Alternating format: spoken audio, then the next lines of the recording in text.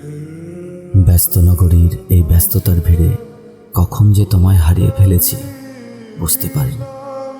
শহরটা সেই আগের মতোই, কিন্তু মনের পরিবর্তনটা অনেক বেশি।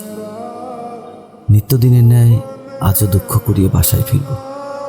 তোমার শরীরের দখল হয়তো পেয়েছিলাম, কিন্তু মনের দখল কোনো দিনই পাইনি।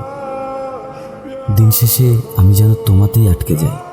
মায়া নাকি ভালোবাসা বুঝি না। ভুলে যাওয়ার মিথ্যে চেষ্টা করা মাত্র।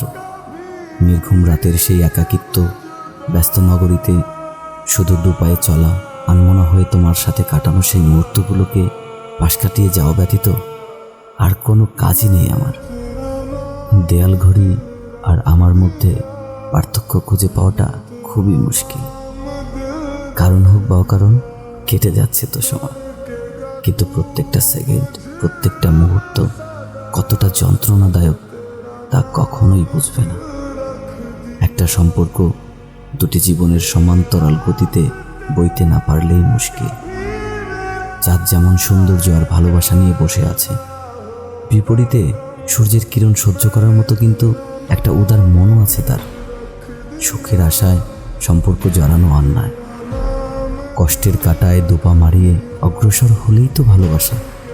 তুমি সুখ বিলাসী, সুখের আশায় প্রতিনিয়ত একুল থেকে অন্য কুলে ভালোবাসার নৌকা ফেরাও। ভালো থেকো, ভালোবাসায় জীবনটা ভরিয়ে তুলুক অন্য কোনো অজানা মানুষ। ভালোবাসা রইল তোমার প্রতি।